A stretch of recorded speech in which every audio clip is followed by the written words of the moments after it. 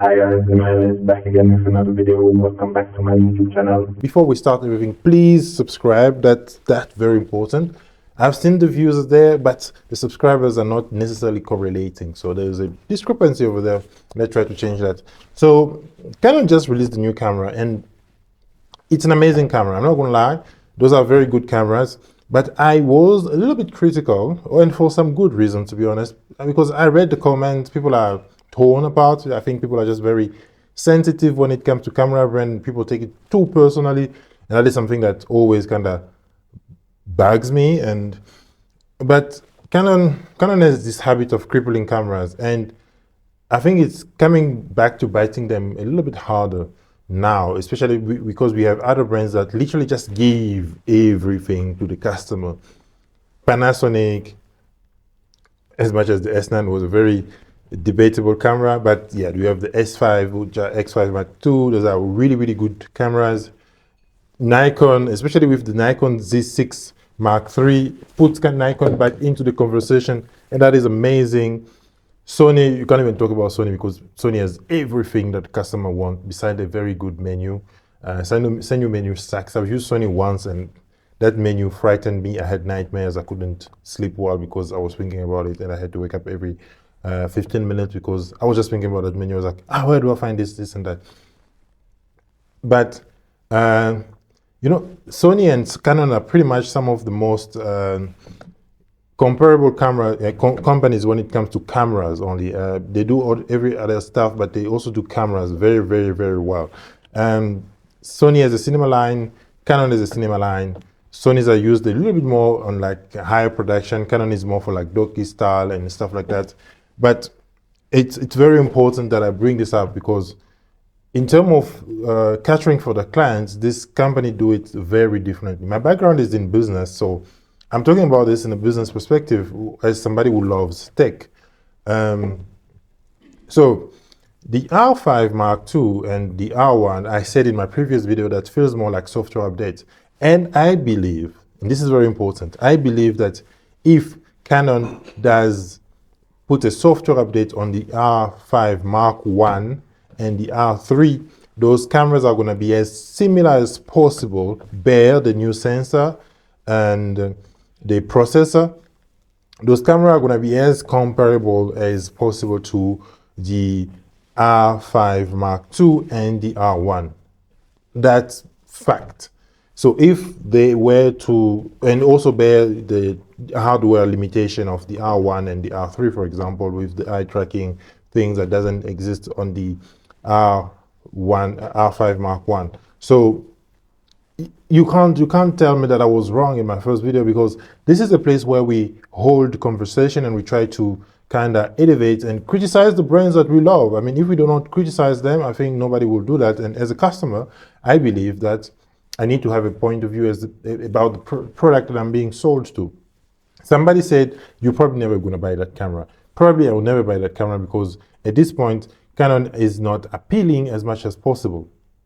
That is just fact. That is very true. And that is the problem right now with Canon. Because what is going to make Canon a better company? Right now, I have even had to put notes here because I think I was very intentional about this video, and I had to kind of structure it differently than any other video where I just go off top of my head and what I know pretty much. So what I've noticed about the R5, and those are things that it's just an improvement on cosmetics. So you have vent, passive cooling, and then you have grips that you can attach and stuff like that, which Panasonic, for example, did it. You have active cooling on that camera with the Panasonic, and those cameras never overheat. So that is something that Canon could have addressed on the Mark I. You have better battery life. Canon has better battery life, but you have, I think you had a limitation on recording time with the R5 when it came to like 8K, which was understandable. And you had, for example, you couldn't shoot 8K with the battery. You had to find external power delivery. And there was no full-size HDMI. That was just bankers. On the R1, the same, you see this camera, right? This tiny camera that fits in the palm of my hand has the same HDMI as the Canon EOS R5 Mark I. This tiny HDMI. Let's just see how small the HDMI is. You can see there. The HDMI is very small. It's even smaller than the USB-A. How is that even possible? How is that understandable? How is that it's unfathomable, if I have to use such a big word. So you can imagine for yourself as a user, as a consumer, how you may feel when Sony gives you a full-size HDMI on entry-level cameras like your FX30. Like, that's just bankers. That's just unbelievable. And I think the first camera that came out with full-size HDMI is the Panasonic S5, the Mark 1. So you tell me those things that, you know. And what I find even funnier is the older Canon used to have like a mini HDMI, and then they moved to like a micro HDMI. Now they put back a full-size HDMI. The body size is not that much different. I think the cosmetic change is just that they bumped a little bit of the EVF. It's a bit bigger. So you're not going to tell me that they didn't have space to put a full-size HDMI on the Canon R1. Canon R5 Mark 1. So there was enough space. And I was mentioning earlier that the software updates on those older camera would make them just as good as the newer one that were released or were announced recently. So, and one thing I hate about Canon, that one thing I generally hate about Canon, I don't know if they fixed it with the newer camera, is the lack of customization of the buttons. I've noticed that it's not as customizable as, for example, my Fuji. With my Fuji, I have the, where's my X2? XT2. I have my XT2 that was released in 2014, if I'm right, 2014 or so. This camera is much more customizable than I believe a 5D Mark IV. This camera is way older than a 5D Mark IV, if not about the same time. This camera is much more customizable than an EOS R. For example, the EOS R that came out maybe 10 years, or not even 10 years, 75 years after the XT1. You can't tell me that those are things that Canon don't see. Like, they have the best menu system, the simplest one, much better than any other camera brand. That is fact. Canon menu system is just way better than any other camera brand. But I think there are things that they need to do as good as other camera. They've blocked the third-party manufacturer. It's only now that they released like a kit, sort of a small lens. Sigma has released a small lens, a zoom lens for crop sensor. First of all, the point I'm trying to make here is not to bash Canon and to talk badly, and I'm not trying to be critical to the point where I sound as a snob. No, I'm not being critical to that point. I'm not disregarding all the effort that they've done. Now they have to do catch up. Now they have to play catch up, and that always saddens me. That's always been the biggest issue with companies that thinks that they have no competition. And I think for a long time, Canon felt like they had literally no competition. And out of the blue, mirrorless came out. Sony came out with mirrorless cameras. They were still doing mirror camera. You know, they were still doing DSLR. It was a time to change, but I think they got caught off guard and people started switching to Sony. What is the advantage of Sony? They give customer everything that customer wants, and they have proper segment. And I don't think Sony knows that if you are a YouTuber, a small creator, anything, you will use a mirrorless body at that moment. And as you're trying to grow your career, you will move to like bigger camera, like a Venice, an FX6, an FX9, and they have different segments for different customers, and they have made it very clear. I think Canon is scared to cannibalize on their own camera because, yeah, Canon body looks nice, but in most cases, I've seen a lot of people not using the C70 or trying to move away from the C70 to a Komodo, for example, because Canon didn't cater for necessarily cinema people and cinema production. And that is, yeah, I mean, they have the technology. I think they can do something like a Sony Venice or an Alexa or a Red. I don't think Canon can do that. They released the C400. We still have to see how that one is catching on, for example, with production houses. But as a brand, I think that's something that they're missing out on. And, you know, for me, I think they need to go back to basics. They need to cater, for example, for the small production, small creators, and people that can afford them, and they need to make the price a bit more competitive, because Nikon Z6 Mark III is about $2,500. That's something that I can afford, right? I can literally see myself moving to Nikon just because they've released such a awesome and amazing camera. I have three things, or if not what, one, two, three, four, six things that I think Canon can do, and this is my recommendation. This is things that Canon can do to make themselves competitive in this market, because it's fierce. I mean, every camera that comes out now is a very good camera. But what are you offering the customer that allows them to be a little bit more interested in your brand over the other one? Yeah, so these are things that I think that Canon need to really look at it.